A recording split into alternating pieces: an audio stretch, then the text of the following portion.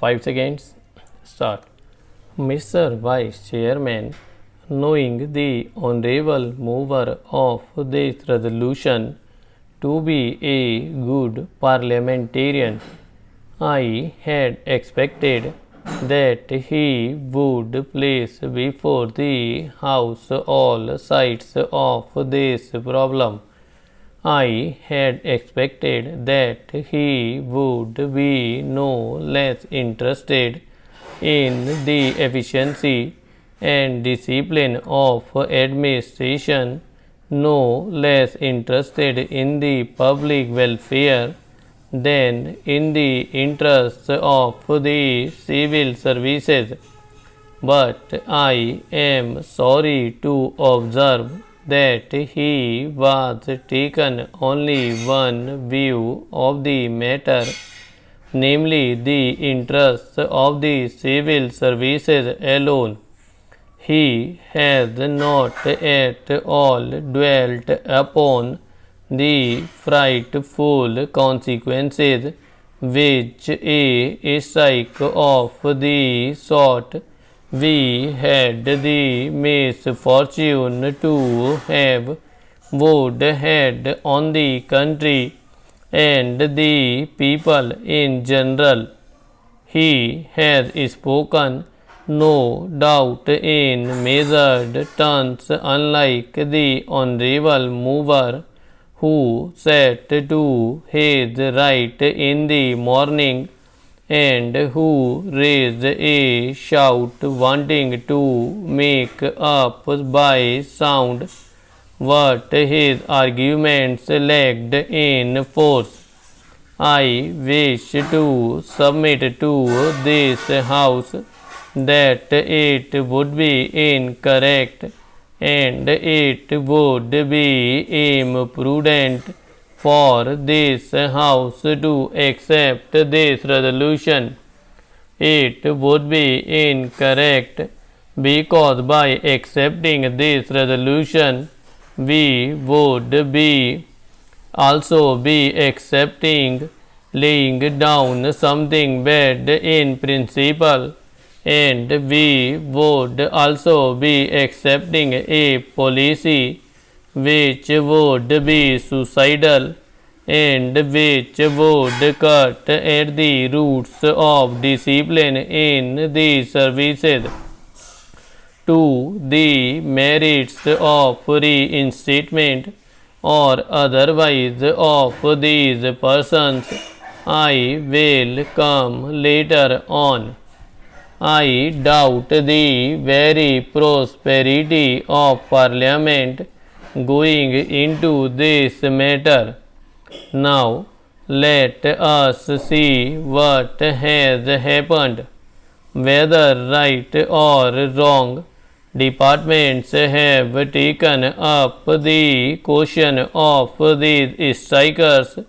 Those who took part in this strike, those who indulge in disobeying the ordinance, several cases of sabotage and intimidation, including criminal ones, have been gone into, and the authorities have taken some decision.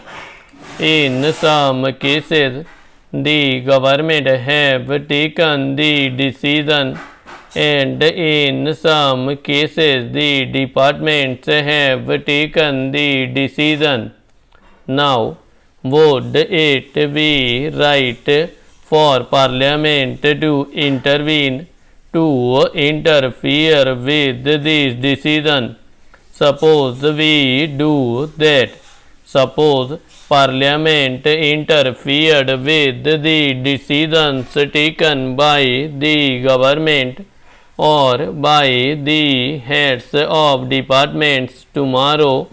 With what face and with what authority can the head of a department extract service from his subordinate?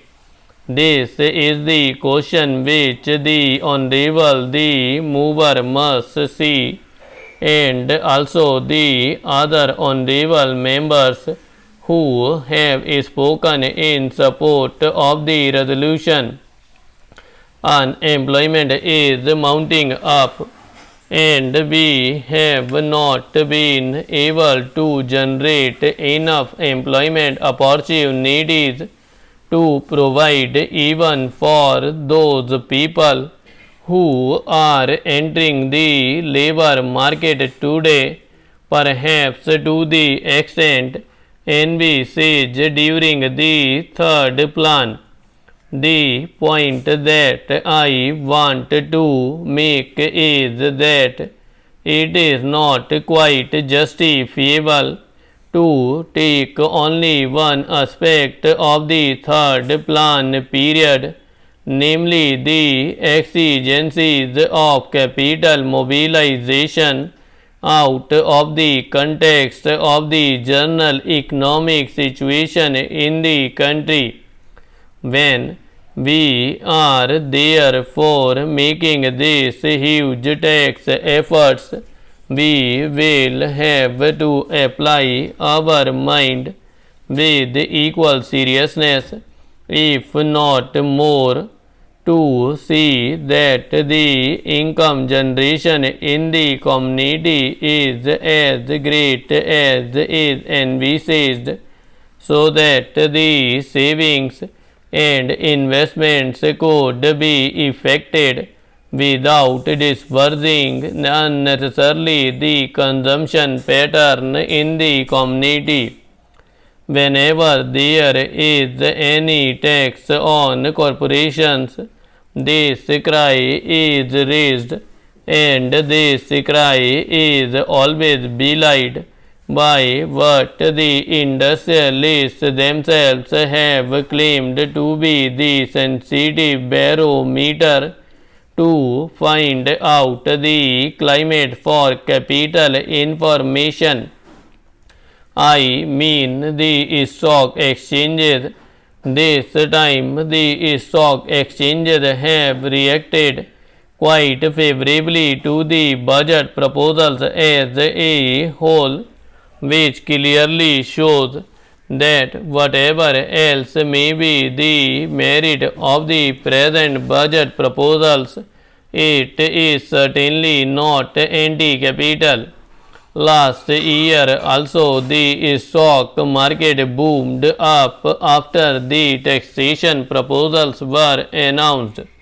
This time, though they were a little hesitant at first, ultimately I think they have realized that there is nothing wrong with the taxation proposals, and they are now merely mounting up.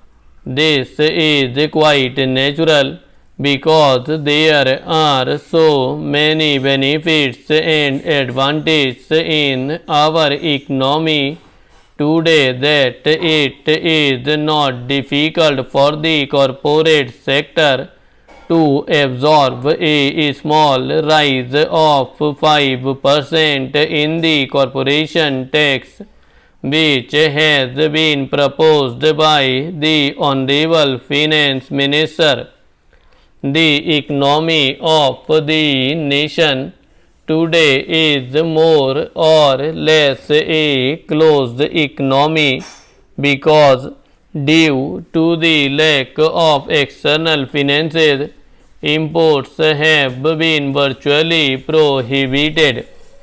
There is a lot of planning in the country, which makes risk bearing rather unlikely, and because of the regulation of the economy, internal competition is also not very great.